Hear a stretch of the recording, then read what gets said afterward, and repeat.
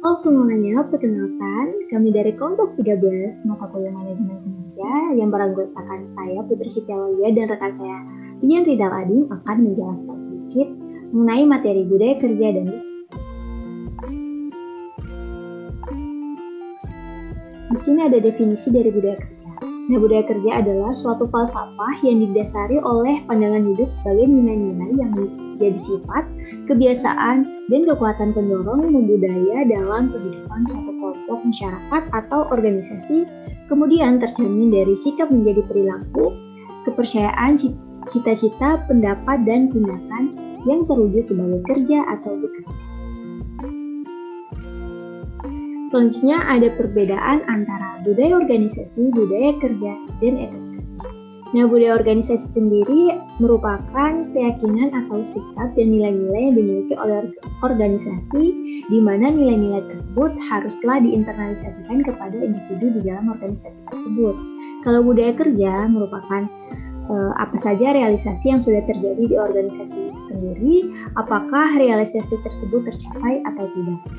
Kalau etos kerja sendiri merupakan sikap yang membentuk cara seseorang dalam melakukan tugasnya di tempat kerja sesuai dengan nilai-nilai moral yang positif. Contohnya seperti semangat kerja dari para karyawan. Selanjutnya ada manfaat dari budaya kerja. Manfaat yang pertama adalah mengubah sikap dan perilaku pegawai untuk meningkatkan produktivitas kerja. Yang kedua, meningkatkan kepuasan kerja dan pelanggan, pengawasan fungsional, dan mengurangi pemborosan. Yang ketiga, menjamin hasil kerja yang berkualitas. Yang keempat, memperkuat jaringan kerja atau networking. Yang selanjutnya, menjamin keterbukaan atau accountable. Dan yang terakhir adalah membangun kebersamaan. Selanjutnya ada membangun budaya pekerjaan. Yang pertama ada take a risk culture atau budaya berani mengambil risiko. Nah, hidup dalam budaya yang berfokus pada risiko ini penuh dengan upaya menekan risiko tinggi, namun dengan umpan balik yang lambat. Penting membuat keputusan yang tepat menimbulkan naluri melihat jauh ke depan. Dikarenakan mengambil keputusan itu membutuhkan waktu yang lama dan sekali melakukannya itu pemikiran tersebut sulit untuk dirubah, maka dalam budaya ini diperlukan pribadi-pribadi yang matang. Yang kedua ada focus on process culture atau budaya kerja yang fokus pada proses.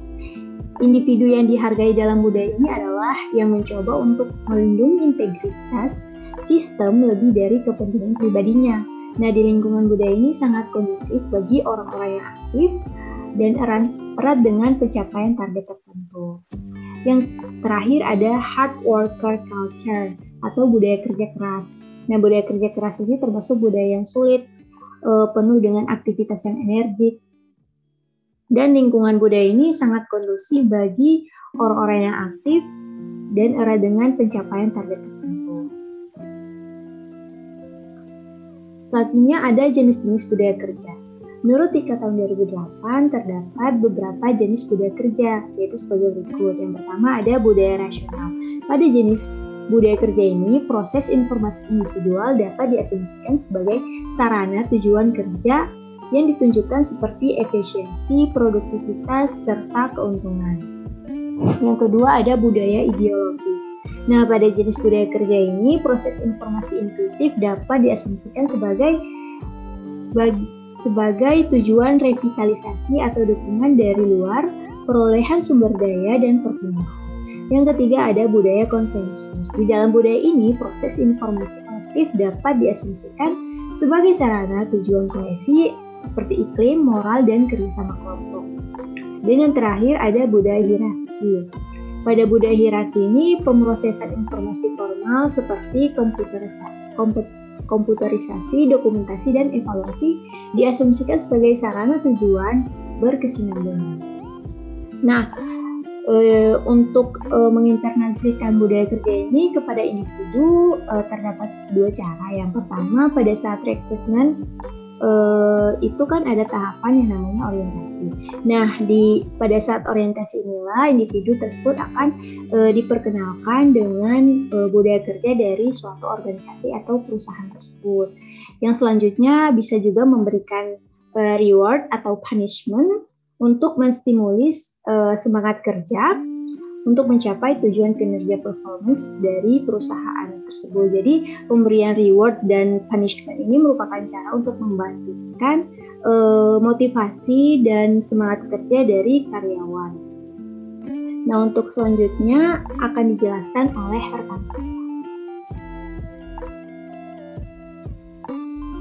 Selanjutnya ada disiplin kerja, yaitu proses yang digunakan untuk menghadapi permasalahan-permasalahan kinerja di mana proses ini melibatkan pimpinan atau manajer dalam mengidentifikasi dan mengkomunikasikan masalah-masalah kinerja pada karyawannya. Selanjutnya ada jenis-jenis disiplin kerja. Yang pertama adalah disiplin preventif. Adalah kegiatan yang dilakukan untuk mendorong para karyawan agar mengikuti berbagai standar dan aturan sehingga penyelewengan dapat dicegah.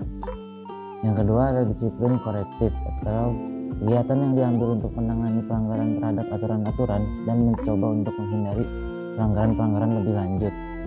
Yang ketiga adalah disiplin progresif, adalah memberikan hukuman-hukuman yang lebih berat terhadap pelanggaran-pelanggaran yang berulang. Tujuannya adalah memberikan kesempatan kepada karyawan untuk mengambil tindakan korektif sebelum hukuman-hukuman yang lebih serius dilaksanakan. Selanjutnya juga ada perbedaan antara konsekuensi dan hukuman, di mana konsekuensi itu adalah suatu tindakan sebagai akibat power manager atau biasanya bersifat emosional dan negatif. Nah, kalau konsekuensi adalah akibat yang muncul karena sebuah pilihan untuk melakukan atau tidak melakukan sesuatu. Selanjutnya ada pendekatan disiplin kerja. Yang pertama adalah pendekatan disiplin modern, atau cara menghindarkan bentuk hukuman secara fisik, melakukan proses terhadap keputusan yang berat sebelah pihak terhadap kasus disiplin. Ada pendekatan disiplin dengan tradisi. Hukuman untuk pelanggaran dan pelaksanaannya harus disesuaikan dengan tingkat pelanggarannya. Disiplin ini dilakukan oleh atasan kepada bawahan dan tidak pernah ada peninjauan kembali apabila sudah diputuskan. Apapun tujuan-tujuan dan manfaat disiplin kerja, itu memastikan perilaku karyawan konsisten dengan peraturan yang telah ditetapkan oleh organisasi atau perusahaan. Kedua, menciptakan dan mempertahankan rasa hormat dan saling percaya antara pimpinan dan bawahannya. Ketiga, membantu karyawan untuk memiliki kinerja tinggi dan produktif.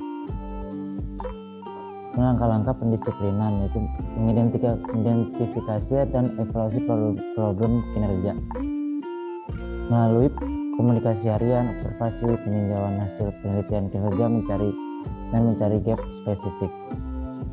Selanjutnya ada komunikasi konsekuensi. Yang pertama, mengidentifikasi konsekuensi yang dapat diterima.